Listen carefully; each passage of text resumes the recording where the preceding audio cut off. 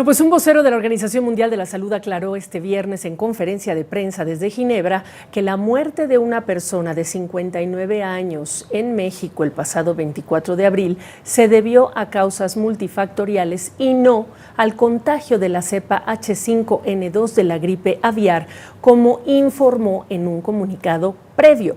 El caso es el primer contagio registrado en humanos de esa cepa H5N2 y para dimensionar la importancia de esta revelación ya me acompaña y se lo agradezco mucho al doctor Alejandro Macías. Él es infectólogo, ex comisionado nacional para la pandemia de la influenza. Doctor Macías, qué gusto saludarle. Antes de entrar al tema de la ciencia, hablemos de este tema de la comunicación, porque primero salió la OMS a decir que había fallecido este paciente por esta cepa H5N2, el secretario de Salud de México dijo que la OMS había comunicado muy mal y hoy tenemos pues esta precisión. Sí, Gaby, mira, eso no es poco común. De hecho, cualquier paciente que muere, la gran mayoría de los pacientes que mueren con influenza tienen componentes multifactoriales. Generalmente ya tienen problemas como diabetes, insuficiencia renal, enfermedad crónica. Eso no sería único de este caso. Y sí, yo creo que hay que hablar también de la necesidad de comunicar asertivamente en salud, digamos, porque yo creo que aquí podríamos haber entrado inclusive en una comunicación o una discusión un tanto bizantina. La verdad eso importaría poco. Digo, es una lástima, es un problema que el paciente falleció y eso sin duda es una pena. Pero el paciente falleció, si murió por influenza o con influenza, la verdad en este momento significa poco. Lo que es importante es decir que cualquier virus de influenza aviar, como en este caso H5N2, que se reporta por primera vez de infección en el ser humano, es una mala noticia.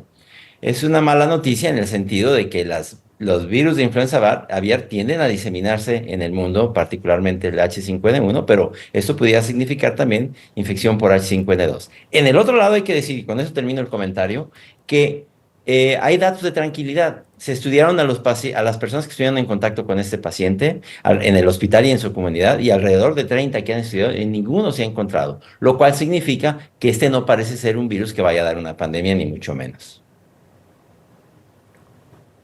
Ahora, en términos médicos, científicos, después de lo que ya vivimos todos juntos, el mundo entero con el tema del COVID-19, hablábamos de estos contagios y de cómo las condiciones preexistentes de cualquier paciente podían agravar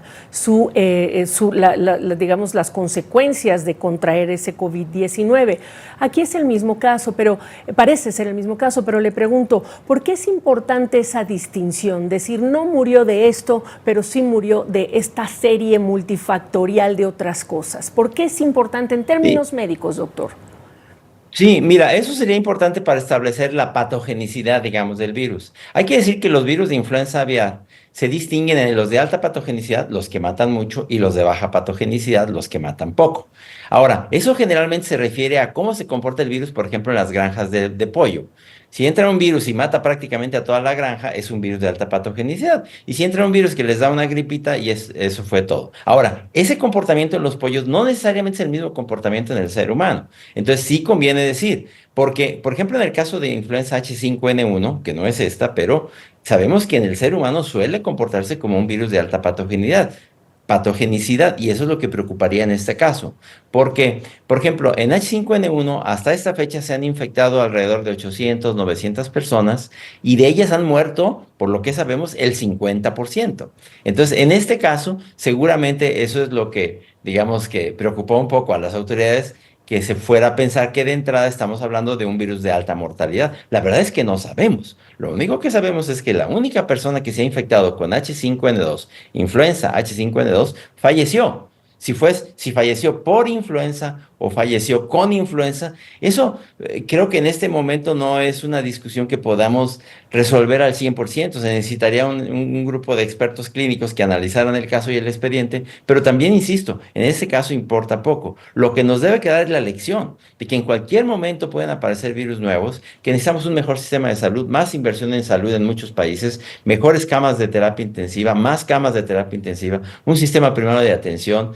antivirales en reserva, qué sé yo, una serie de cosas que nos recuerdan que una pandemia puede ocurrir en cualquier momento y que ya se nos está olvidando la preparación. Ahora, cerramos la semana y le pido nada más que me confirme, como decimos nosotros aquí en el medio periodístico, con qué es la nota. La nota de la semana entonces es que se trató del primer contagio registrado en humanos de esa cepa H5N2. Eso es una realidad, ¿no? Eso es una realidad y sin duda un nuevo virus de influenza siempre es una mala noticia porque estamos hablando de un virus contra el que no tenemos buena inmunidad la mayoría y eventualmente se puede desarrollar en un brote y en el peor de los casos en una pandemia, que otra vez no parece ser el caso, pero no es una buena noticia desde luego. Bueno, pues ahí está. Gracias por la precisión a las precisiones y la dimensión de esta noticia. Doctor Alejandro Macías es infectólogo excomisionado de salud para el control de la pandemia de influenza en México. Un saludo. Gracias, Gaby, cuídense.